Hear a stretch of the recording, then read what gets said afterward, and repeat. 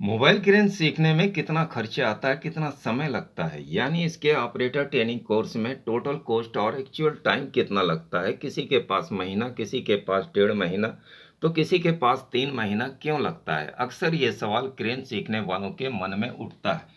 वे पूछते भी हैं, तो आंसर या जवाब क्या है, डिटेल में नहीं, क्लियरली बताने जा रहा हूँ। बस वीडियो में अंत तक बने रहें। खर्चा यानी ट्रेनिंग चार्जेस की बात करूं तो अधिकांशतः क्रेन सिखाने वाला जनरल चार्ज फीस ही लेता है, पर उनमें से कोई अपने को सच्चा साबित करने के लिए दूसरे ट्रेनिंग स्कूलों से कम भी लेता है, तो कोई खुद को अच्छा साबित करने के लिए ज़्यादा भी लेता है। कम और ज़्यादा का मतलब 1000, 2000 या 500, कोई दुगने भी लेता है। क्यों लेता है मुझे नहीं मालूम, आप पूछ लीजिएगा। पर ऐसा नहीं है कि वो दोगुने पैसे लेकर दोगुने प्रैक्टिकल यानी क्रेन में दोगुने समय देगा या दिलाएगा, बिल्कुल भी नहीं। सबका प्रैक्टिकल और टाइम ड्यूरेशन एक समान होता है। कोई किसी को ज़्यादा नहीं सिखा सकता, ना कम।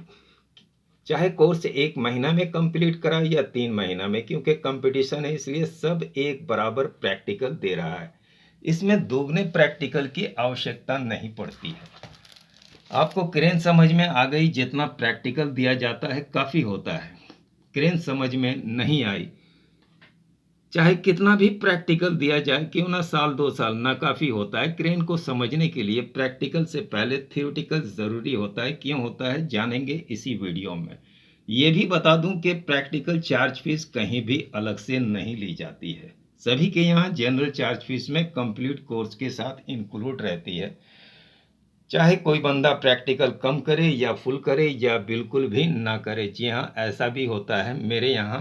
यानी S ट्रिपल TC में कभी कभार क्रेन ऑपरेटर भी चले आते हैं। वे क्रेन में नहीं जाते हैं, केवल पढ़ाई करते हैं और सर्टिफिकेट लेकर चले जाते हैं। अब आपके मन में अगर ये सवाल उठता है कि एक क्रेन ऑपरेटर जो कि ऑलरेडी क्रेन ऑपरेटर है, क्योंकि वो क्रेन में नहीं जाता है, पर पढ़ाई करने क्यों आता है। जी हाँ, ऐसे क्रेन ऑपरेटर जो किसी कंपनी में या विदेश की कंपनी में जॉब पाने की कोशिश करते हैं और बार बार इंटरव्यू में फेल हो जाते हैं, या अपनी कंपनी में दूसरे क्रेन ऑपरेटर की तरक्की, सैलरी और कॉम्पिटेंसी खुद से ज़्यादा देखकर खुद को भी बेटर बनाने के लिए S ट्रिपल TC का रुख करते हैं। जैसा कि एक कंपनी में एक क्रेन ऑपरेटर वर्षों से 30,000 की सैलरी पर विराजमान है, पर उसी के सामने बतौर क्रेन ऑपरेटर एक बच्चा सा दिखने वाला लड़का आता है, जिसकी सैलरी कुछ ही सालों में तिगुनी हो जाती है, यानी 60,000 पर पहुंच जाती है।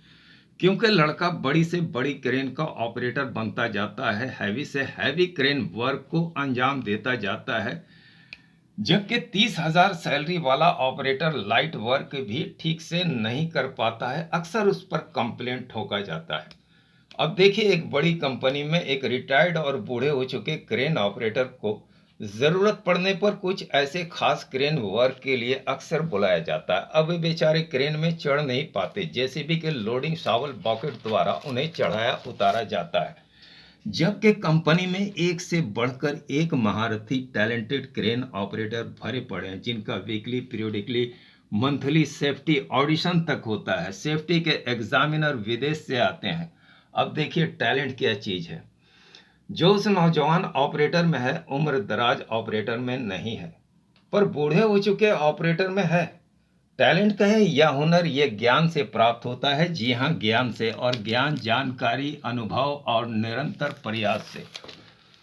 और इंजीनियर बनने में लोग बरसों यही तो करते हैं, जबकि क्रेन में इंजीनियर की जैसी सैलरी पाने के लिए बंदा गिनती के कुछ दिन भी ये नहीं कर पाता।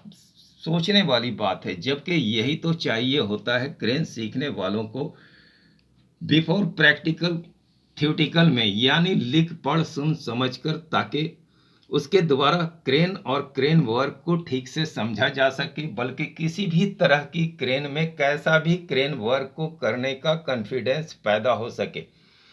प्रैक्टिकल तो बस एग्जाम है, क्या बंदा उसमें भी चीटिंग करेगा?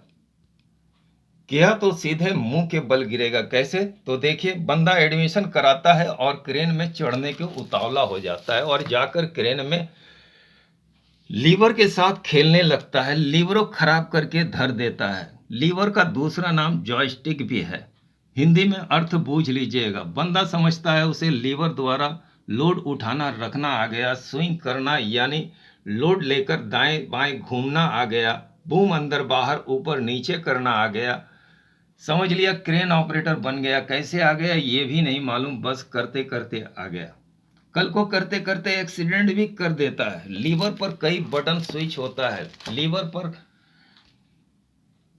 लीवर के से अलग उसका बाईपास पैडल वगैरह भी होता है।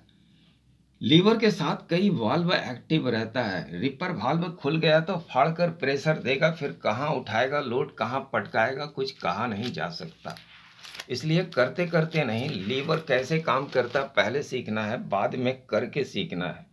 कल को मान लो जॉब करते हुए किसी स्ट्रक्चर से किसी स्ट्रक्चर को अटैच करना होगा, वेल्डर उसे वेल्ड करेगा या फिटर उसे फिट करेगा। जैसे तैसे किया तो स्ट्रक्चर को स्ट्रक्चर से उड़ा देगा, पोल कबाड़ देगा, खंबा गिरा देगा, फिर कहाँ जाएगा वेल्डर या कहाँ जाएगा फिटर, उसकी भरपाई कौन करेगा? क्या कंपनी पर कंपनी ऐसे को जॉब क्यों देगी? करोड़ों की मशीन ऐसे कैसे दे देगी? क्या सर्टिफिकेट देकर?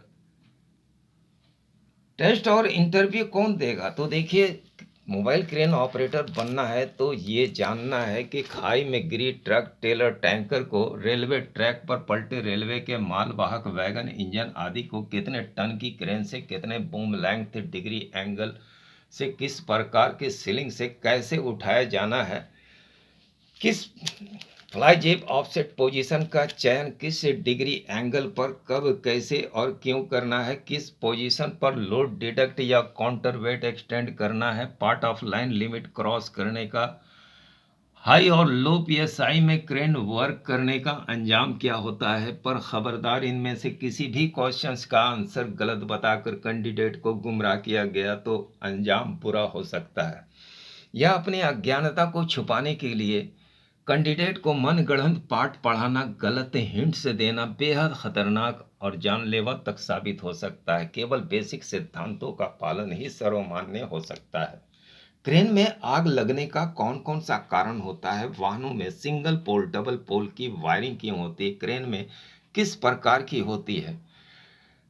क्रेन कॉलिप्सिंग पॉइंट यानी क्रेन के वर्क पीरियड में धराशायी हो जाने के कौन कौन से बिंदु, नुक्ते या पॉइंट होते हैं? जानने वाला एनडीटी लेवल यानी नॉन डिस्ट्रक्टिव टेस्ट लेवल पर खरा उतरने वाला एक स्किलफुल कॉम्पिटेंट यानी होनहार क्रेन ऑपरेटर होता है, जिसकी विकासशील देशों में भारी डिमांड होती है। बड़ी से बड़ी क्रेन में उसकी तरक्की होती जाती है, ग्रेड बढ़ता जाता है, सैलरी बढ़ती जाती है। अब आप समझ चुके होंगे कि मोबाइल क्रेन सीखने में कितना समय लगता है। क्रेन और क्रेन वर्क समझ में आ गया, ज़्यादा समय नहीं लगता है, तब पर भी कम से कम 22 दिन तो लगता ही लगता है, क्योंकि 20 दिन पर तो दिमाग का सारा खिड़की कपाट खुलता है।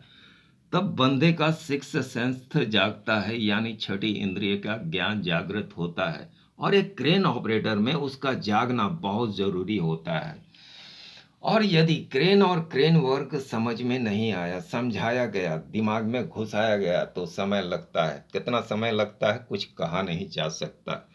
चाहे जितना भी समय लगे, S ट्रिपल TC में पैसा यानी ट्रेनिंग चार्जेस वही लगता है, कुछ भी अलग से एक्स्ट्रा नहीं लगता है। केवल रहना खाना कैंडिडेट का अपना लगता है।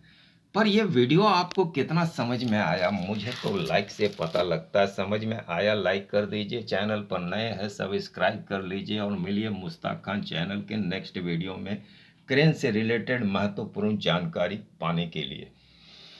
धन्यवाद।